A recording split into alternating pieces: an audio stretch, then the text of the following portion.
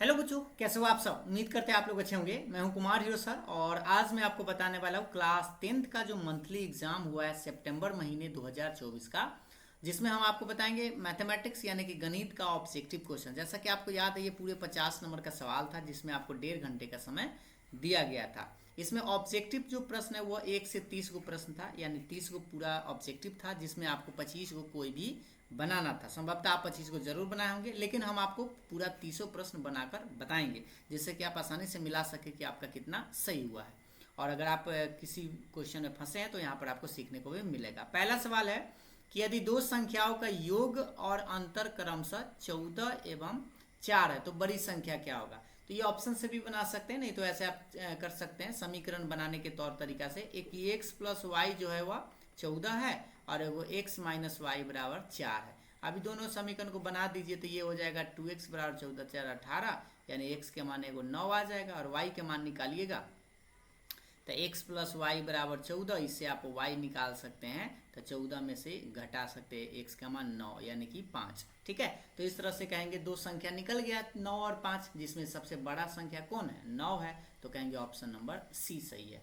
दूसरा सवाल था cos 30 का मान क्या होता है। तो देखिए cos 30 जो होता है वह साइन 60 के जैसा, क्योंकि हम आपको याद दिला दे बताए थे ऐसे 60 और 30 90 होता है। तो आपको बस चेंज करना है, कॉस साइन किसके बराबर था, 90 साइन 60 के बराबर। साइन 60 का मान होता है √3/2, ऑप्शन नंबर बी। ये आप डायरेक्ट कॉस 30 आपको याद भी होगा। तीसरा सवाल है कि साइन थीटा अगर कॉस थीटा के बराबर, ये फाइनल एग्जाम में भी ये सवाल पूछता है अक्सर कि साइन थीटा कॉस थीटा बराबर है तो कितना डिग्री पर, तो ये 45 डिग्री पर होता है, यानी कि ऑप्शन नंबर बी। अगर इसको आप बनाना चाहें तो ऐसे आप बना सकते हैं, साइन बटा कॉस कर दीजिएगा और बराबर के बाद एक तिरछा तिरछी गुना करिएगा तो ये आ जाएगा समीकरण। और टैन साइन बटा कॉस क्या होता है, टैन होता है, टैन बराबर एक, टैन एक किसके बराबर होता है, तो 45 डिग्री के। ऐसे भी बना सकते हैं। 4 नंबर सवाल कह रहा है कि साइन 2a जो है वह 2 साइन ए के बराबर होगा कब। तो देखिए ये फॉर्मूला कब काम करेगा, जब 0 डिग्री लीजिएगा उसी टाइम। अगर 30 ले लीजिएगा तो ये 60 हो जाएगा और ये काम करेगा नहीं, तो 0 आएगा तखनी 0 हो जाएगा, यानी कि ऐसे लिख सकते हैं। इसको हटाते हैं, पहले साइन 0 हो जाएगा और इधर आएगा तो 2 साइन 0, और साइन 0 0 ही होता है, यानी कि आपको ऑप्शन नंबर 0 पर ही काम करेगा। 30 पर ये काम नहीं करेगा, क्योंकि एक तरफ 60 हो जाएगा और एक तरफ 30 रहेगा और उधर काम नहीं करेगा। ठीक है, अब हम आते हैं आपका 5 नंबर सवाल पर कि बिंदु 3,0 0,4 के बीच की दूरी। तो दूरी बराबर आप जानते हैं कि बाद वाला में से पहले वाला घटा लीजिए, तो 4 माइनस 0 का स्क्वायर प्लस 0 माइनस 3 का होल स्क्वायर। ठीक है, या पहले वाला में से बाद वाला भी घटा सकते हैं। ठीक, तो x1 माइनस x2 का होल स्क्वायर पहले लिख सकते हैं, या y1 माइनस y2 कोई भी आगे पीछे आप लिख सकते हैं। तो ये कर सकते हैं, 4 का स्क्वायर 16 प्लस में 9 25 आएगा, 25 का वर्गमूल आप जानते हैं कि 5 आएगा। ठीक, या आप ऐसे भी लिख सकते हैं, आप कंफ्यूज मत होइएगा, x1 माइनस x2 का होल स्क्वायर प्लस में y1 माइनस y2 का होल स्क्वायर। तो 3 में से 0 घटाइएगा, 0 में से 4 घटाइए, बात एक ही आएगा। ठीक है, 6 नंबर सवाल कर रहा है कि मूल बिंदु से बिंदु इतना की दूरी। तो मूल बिंदु से दूरी का फॉर्मूला होता है एक्स स्क्वायर प्लस में वाई स्क्वायर। थोड़ा सा कलर चेंज कर लेते हैं। एक्स का मान आप देख पा रहे होंगे 21 का स्क्वायर है और 20 का स्क्वायर वाई का मान है। अब ये हो जाएगा 21 का स्क्वायर 441 प्लस में 400 ये 841 और ये वर्गमूल निकलता है 29। एक बार निकाल कर चेक कर लीजिएगा, ऑप्शन नंबर सी सही है।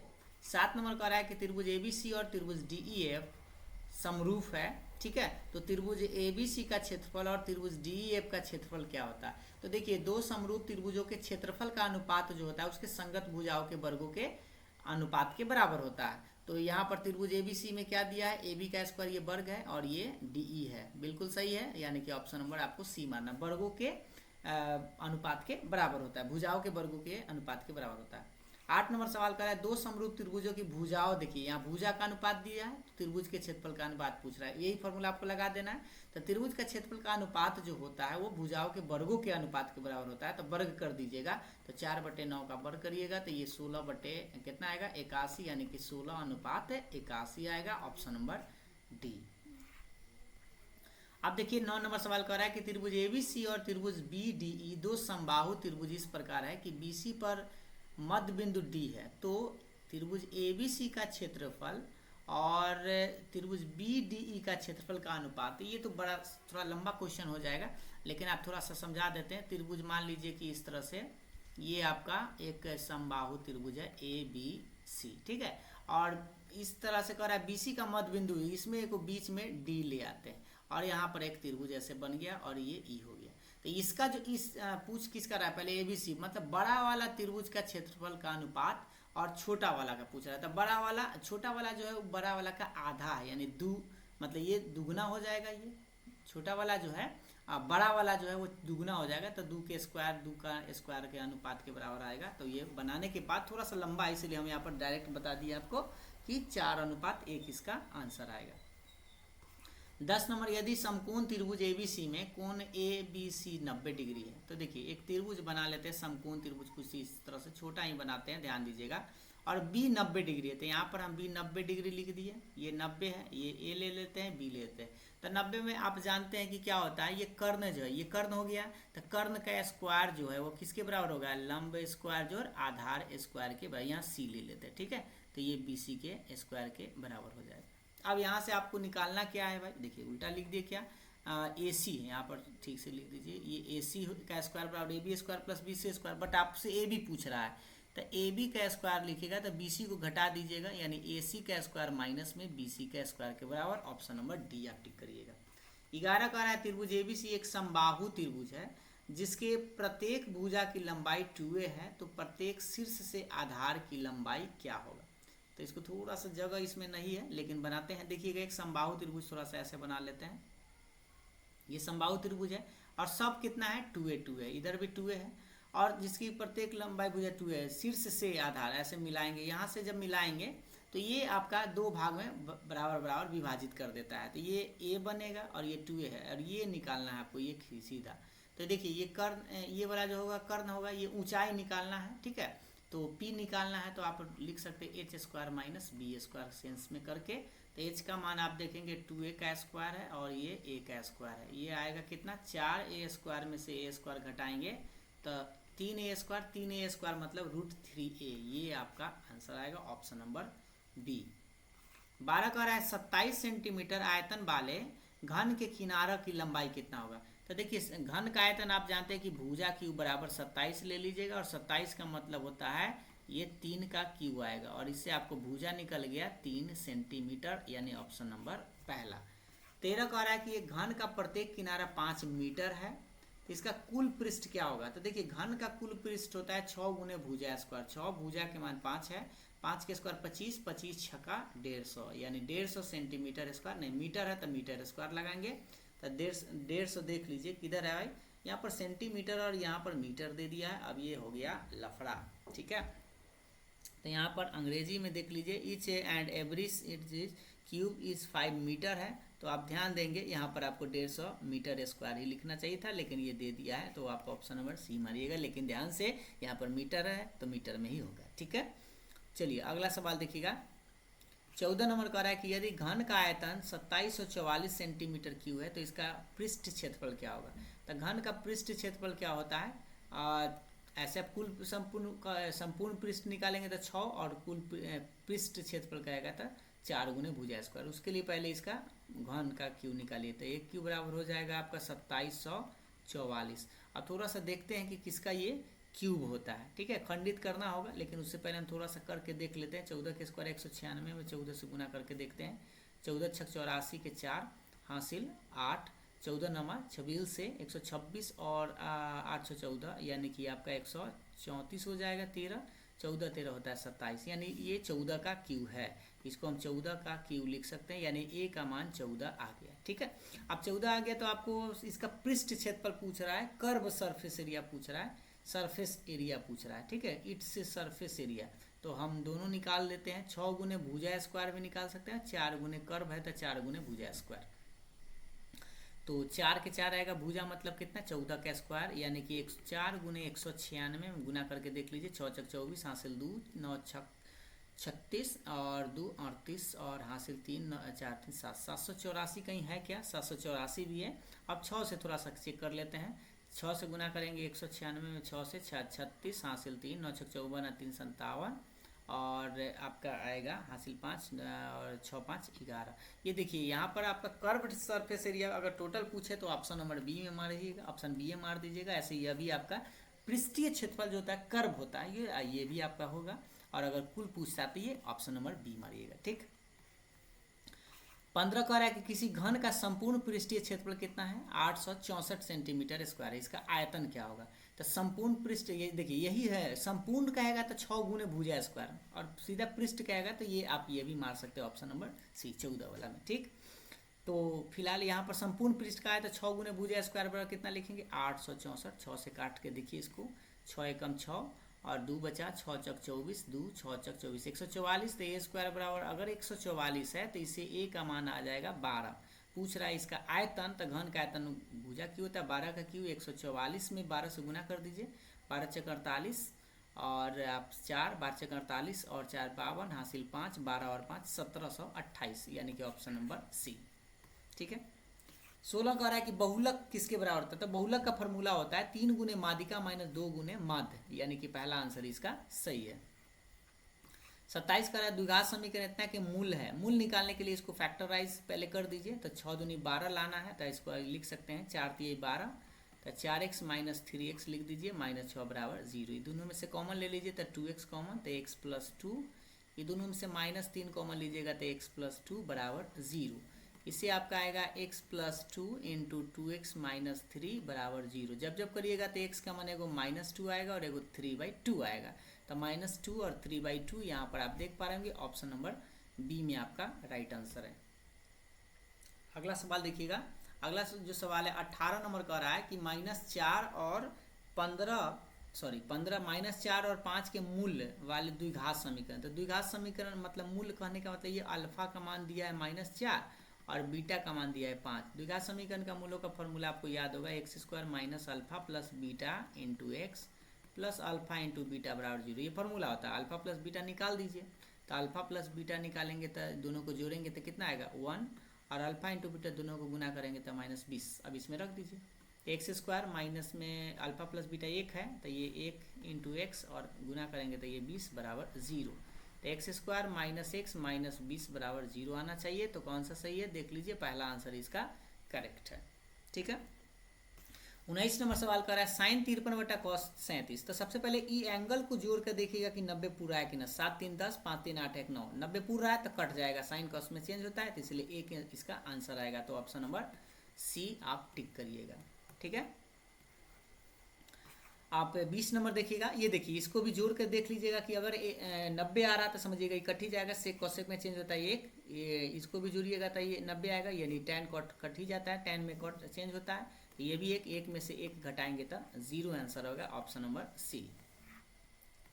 अब देखिएगा 21 नंबर का रहा है tan a cot b के बराबर है, यानी tan और cot बराबर है, तो दोनों एंगल कितना कितना होगा 45 45, tan और cot में मान 45 के बराबर होता है, तो a का मान भी 45 और b का मान भी 45, दोनों को जोड़ पूछ रहा है तो 90 डायरेक्ट आप लिख सकते हैं, नहीं तो ऐसे आप चेंज कर सकते हैं इसको। देखिए एक बार तरीका, tan a बराबर cot b आप लिखेंगे तो इसको आप a को कोई चेंज कर दीजिए, tan को ही लिख दीजिए cot 90 माइनस a, क्योंकि 90 माइनस जो कॉट है वो tan आ जाएगा और बराबर के बाद ये कॉट भी रहेगा, कॉट से कॉट हटा दीजिएगा तो 90 माइनस a बराबर b, इससे माइनस a जो है उधर जाएगा तब प्लस हो जाएगा, यानी a प्लस b का मान 90 आ जाएगा, ऑप्शन नंबर सी।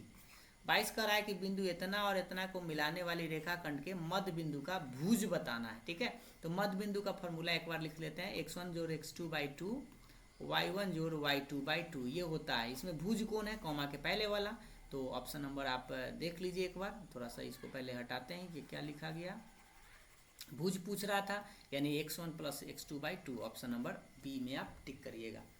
23 कह रहा है कि यदि बिंदु 1,2 0,0 a, b एक रैखिक है तो क्या होगा। तो देखिए यहाँ पर एक रैखिक है तो त्रिभुज का क्षेत्रफल 0 के बराबर, या हम इसको ढाल से बना देते हैं, तो ढाल में क्या होता है क्लास 11th की तरह से बना दीजिएगा, वाई बाद वाला में से पहले वाला घटाइएगा, y2 माइनस y1, तो 0 माइनस 2 बटा में आप 0 माइनस 1 बराबर होगा इसका ढाल, तो ये हो जाएगा b माइनस 0 बटा a माइनस 0।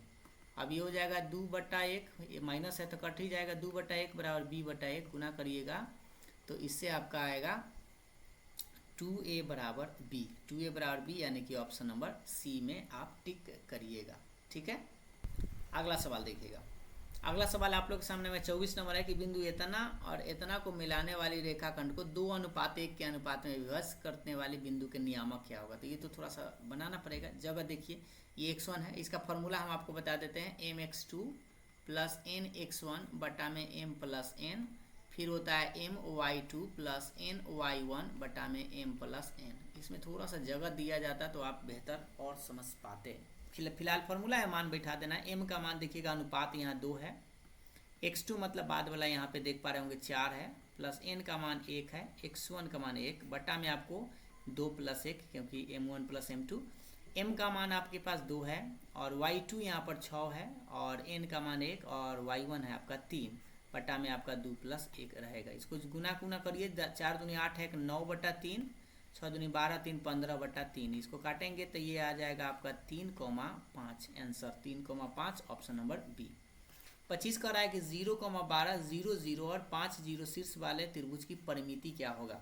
तो इसको त्रिभुज से थोड़ा सा बनाना पड़ेगा। तो देखिए, एक त्रिभुज ऐसा हम बनाते हैं इस तरह से, पहले एक्सिस खींच ले सकते हैं, ये आपका एक्सिस है, ये इस तरह से, यहाँ पर ये 0 0 है, ठीक है, और एक 0,12 यहाँ पर जो 0,12 है और एक ये है जो है 5,0 है। एक त्रिभुज बन गया ऐसे, और परिमिति पूछ रहा था, यहाँ से यहाँ 5 है, यहाँ से यहाँ 12 है और ये निकालना पड़ेगा। तो ये निकालिएगा तो 13, क्योंकि कर्ण हो जाएगा, ये 90 है, तो 13 तीनों का परिमिति पूछ रहा है तो जोड़ सकते हैं। 12 5 17, 17 और 13 होता है 30, यानी कि 30 का दर है। ऑप्शन नंबर डी में आप टिक करिएगा। 26 कह रहा है कि किसी त्रिभुज के कोण का समद्विभाजक यदि विपरीत भुजा के समद्विभाजित करती है तो वह त्रिभुज क्या होता है। ये तो थ्योरम ही है, तो ये जो होता है वह समद्विबाहु त्रिभुज होता है कि किसी भी त्रिभुज के कोण का समद्विभाजक अगर विपरीत भुजा को समद्विभाजित करे तो वह समद्विबाहु त्रिभुज होता है। Option C. 27 कह रहा है किसी चतुर्भुज के आसन भुजाओं के ये मध्य बिंदु, थोड़ा सा इसको हटाते हैं, मध्य बिंदु को मिलाने वाली रेखाखंड से निर्मित चतुर्भुज कैसा होता है। कोई भी चतुर्भुज अगर हम ले लेते हैं, मान लीजिए ऐसा, अगर हम चतुर्भुज लेते हैं, इसका मध्य बिंदु को अगर हम मिलाएंगे कुछ इस तरह से ऐसे, तो ये जो चतुर्भुज बनता है ये समांतर चतुर्भुज बनता है। तो यहाँ पर ऑप्शन नंबर डी मारिएगा। ये 9th क्लास में भी एग्जाम में पूछा गया था।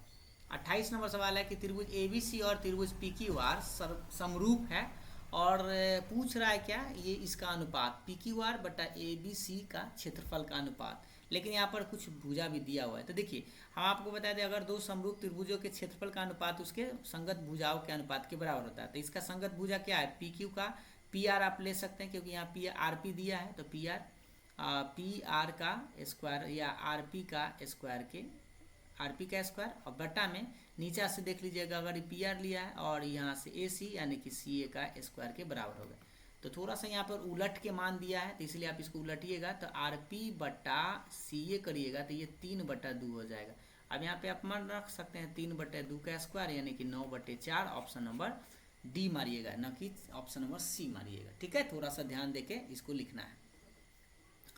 आप देखिए 29 नंबर सवाल कर रहा है, समद्विबाहु त्रिभुज ABC में AC BC के बराबर है। तो समद्विबाहु त्रिभुज को हमको बनाना पड़ेगा और इस तरह से किया है कि AB स्क्वायर 2AC के बराबर भी है। तो समद्विबाहु एगो बना लेते हैं जिसमें 2 भुजा बराबर है, ठीक है, और 2 भुजा बराबर है ये, और ये भुजा भी बराबर है। लेकिन यहाँ पर ये जो AB का स्क्वायर है ये यहाँ पर हमें लगता है समकोण होगा। ऐसे देखिए, ये भुजा और ये भुजा बराबर है, मान लेते हैं ये A है, ये B है और ये C है। तो AC जो है, नहीं ये उल्टा मान लिए, ये A है, ये B है और ये C है। तो AB जो है वह AC यहाँ AC जो है देखिए BC के बराबर है और AB का स्क्वायर 2AC के बराबर है। तो ये जो AB है ये वाला कर्ण, यहाँ पर आपको AB का स्क्वायर, एक सेकेंड, यहाँ पर थोड़ा सा हमें पिक्चर बनाना पड़ेगा बढ़िया से। इसको हटाते हैं, पहले कलर थोड़ा सा चेंज कर लेते हैं, ठीक है। AB का स्क्वायर जो है 2AC के बराबर है, तो ABC AC के बराबर। तो पहले हम एक समकोण त्रिभुज बना लेते हैं ऐसे। अब देखते हैं कि यहाँ पर कोण समझ में नहीं आ रहा कि कौन है, लेकिन AC जो है BC के बराबर है। तो ये भुजा हम बराबर ले लेते हैं और AB का स्क्वायर यहाँ पर हमें लेना होगा AB। देखिएगा ध्यान से, AB कहने का मतलब ये A है और ये ले लेते हैं B, ठीक। और ये हो जाता है सी। तो ए बी का स्क्वायर जो है 2ac के बराबर है। तो ये भुजा और ये भुजा तो दोनों बराबर है, तो इसको हम 2ac है तो इसको हम लिख सकते हैं ac का स्क्वायर प्लस ac का स्क्वायर, दो बार। एक द ac को छोड़ दीजिए और एक वो ac जो है ये bc के बराबर है, यानी कि ऐसे लिख सकते हैं। तो यहाँ से आपको समझ में आएगा कि ab का स्क्वायर किसके बराबर आया, ac square plus bc square, यानी ये समकोण त्रिभुज होता है। ठीक है, समकोण त्रिभुज है तो समकोण त्रिभुज है तो ये जो एंगल आएगा वह 90 डिग्री का बनता है। तो कहेंगे ऑप्शन नंबर सी में आप टिक मारिएगा। यही उल्टा सवाल रहता है कि समकोण समद्विबाहु त्रिभुज है तो सिद्ध करें कि ए बी स्क्वायर बराबर 2ac स्क्वायर होता है अगर ac बराबर bc है तो। 30 नंबर है, त्रिभुज एबीसी में BC पर D इस प्रकार है कि AB बटा AC बराबर है BD बटा DC के बराबर। तो थोड़ा सा इसको समझना पड़ेगा आप लोगों को। त्रिभुज एबीसी एक ऐसे बना लेते हैं, इसका नाम ले लेते हैं A B और C। ठीक है, और यहाँ पर कह रहा है BC पर D बिंदु है, यहाँ पर एक D बिंदु है, इस तरह से कि यहाँ से मान लेते हैं, मिला लेते हैं इसका अनुपात। जैसे यहाँ दिया हुआ है कि AB बटा AC, देखिएगा ये वाला भुजा और ये का अनुपात जो है किसके बराबर है, BD यानी ये वाला, और बटा में किसका है, DC के बराबर है। तो ये तो एंगल थ्योरम से आप इसे बना सकते हैं कि क्या होता है कि ये एंगल और ये एंगल दिए हुए, कितना दिए हुए देख लीजिए, ये 70 है और ये 50 है, तो ये कितना होगा, तो ये हो जाएगा 7 5 12 120, तो ये 60 डिग्री होगा। और आपसे पूछ क्या रहा है, तो पूछ रहा है BAD, ये देखिए BAD, ये एंगल पूछ रहा है। तो ये जो एंगल होता है इसका क्या होता है, आधा होता है, तो 60 का आधा कर दीजिएगा तो ये 30 के बराबर आता है। तो ऑप्शन नंबर पहला टिक करिएगा। तो ये हम आपको 30 का आंसर आपको बता दिया, आप मिला लीजिएगा कि आपका कितना सही है और कमेंट करके ज़रूर बताइएगा। और हाँ, अगर आप लोगों को ये समझ में आया है, वीडियो पसंद आया तो लाइक शेयर ज़रूर करिएगा। ये आप लोगों का सब्जेक्टिव क्वेश्चन था, इसको भी आप लोग एक बार बनाने का प्रयास ज़रूर करिएगा, क्योंकि आप बनाते बनाते आपका फाइनल एग्जाम आएगा तो आपको बहुत फ़ायदा करेगा। तो आज के लिए इतना ही, फिर मिलते हैं अगले वीडियो में, तब तक के लिए बाय बाय, थैंक यू।